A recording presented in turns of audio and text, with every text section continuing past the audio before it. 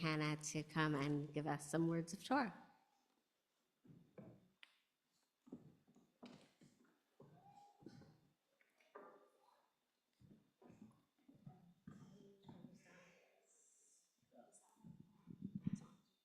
Oh, that one up there, I do not think it's on. You need to take that. Yeah.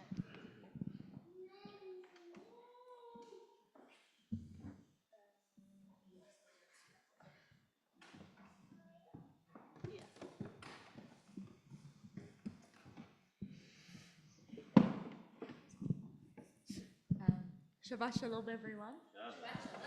And we are so happy and privileged to end off our Women's Month with a Dvar. I'm Danny. And I'm Hannah, your resident Netzer woman. This week's parasha is Ra'eh. We don't know about everyone sitting here, but we feel like we've heard the same parasha for the past 3 weeks. We know we've written kids programs on all of them. So what, oh, sorry. Yeah. Okay. So what have we learned? Well, we have rehashed the 10 commandments, kashrut, adultery, and reasons Moses can't go into Israel. This parasha, we speak about kashrut again. We only eat holy things as Jews, and funnily enough, as women, we are also holy. You can't eat us though. That would be cannibalism. That's a no-no.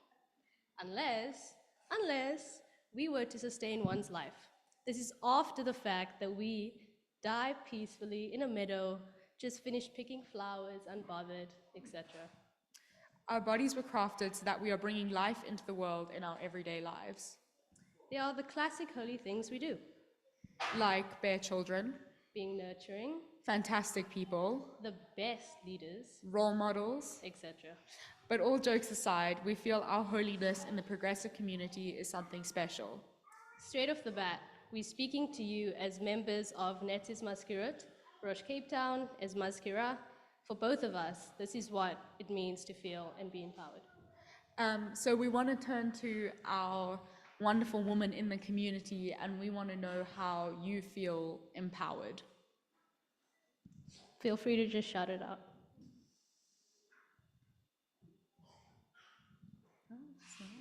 Danny, how do you feel empowered? I feel empowered being on the bimah and wearing a tallis. Nice. Anyone else? Freedom to make choices.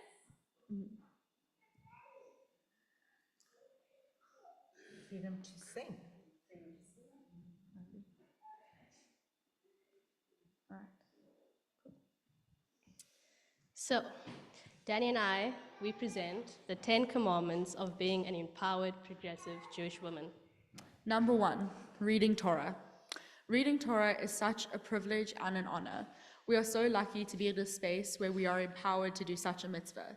This isn't only for us as women, but the fact that anyone can be called up to the Torah for an aliyah or to read is truly an incredible thing. Women rabbis. Being part of a community that has a female rabbi is something so special. Women rabbis are the inspiration for female empowerment within a Jewish space.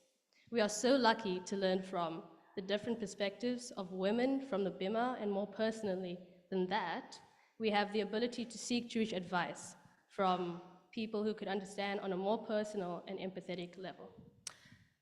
Number 3, sitting together no matter gender.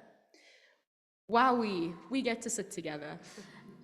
But more than that, it's the sense of community that is created by the ability to sit together, and that is such a lovely thing. To sit with friends and family, having the ability to pray together and be part of one big community as complete equals, and to be able to share in the experience together. Number 4, taking on roles in the community. When Googling how to be a woman, community building came up.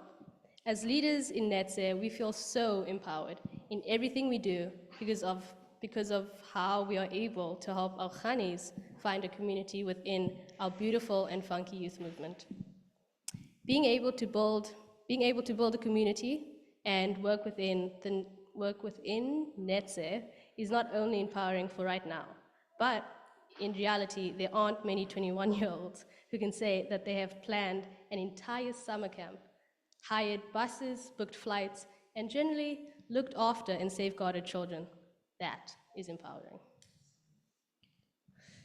And don't forget that we also write and run informal educational programs for the kids.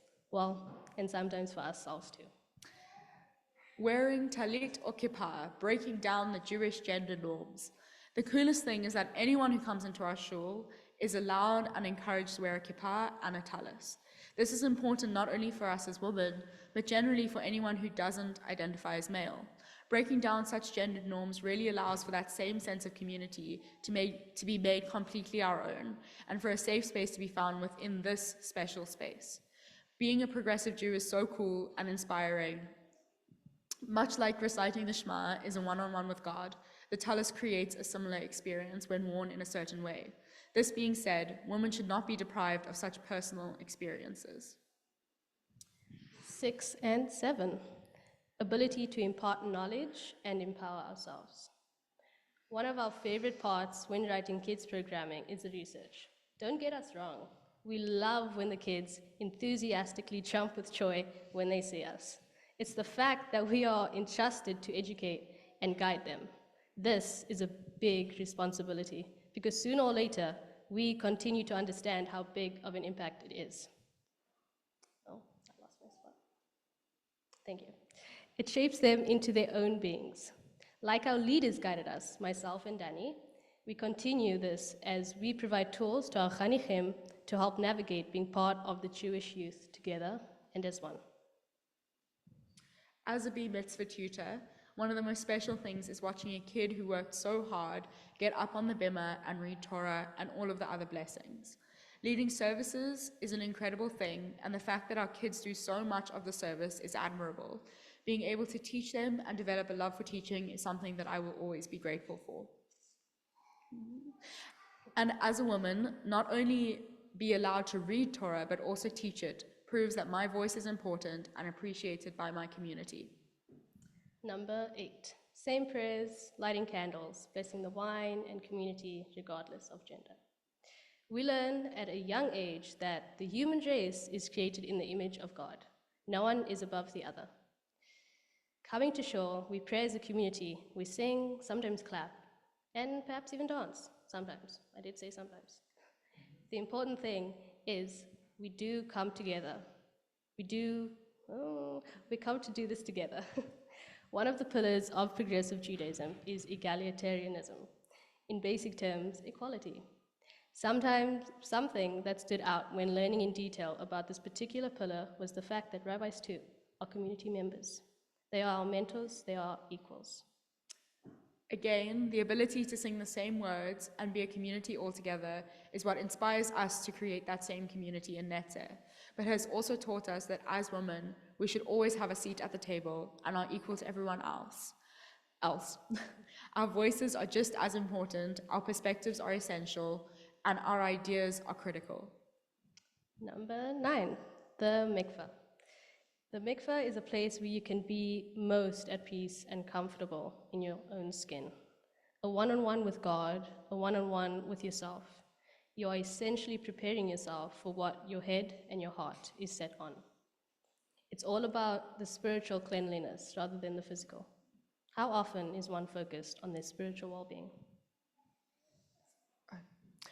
It might be a little repetitive, but number 10 is the ability to empower ourselves. Being a progressive Jewish woman allows us to empower ourselves. Seeing so many incredible female leaders in the community is an inspiration. We grew up watching you lead and run this community, helping to make it an inclusive and safe space. And now it is a privilege to work with so many of you. We can honestly do anything we put our minds to and make the difference we have always hoped to.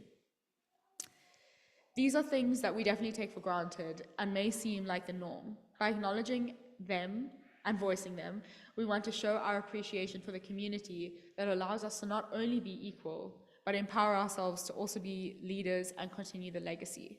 This community allows for power in being treated the same, and our womanism not being highlighted or being isolated because of our bodily anatomy.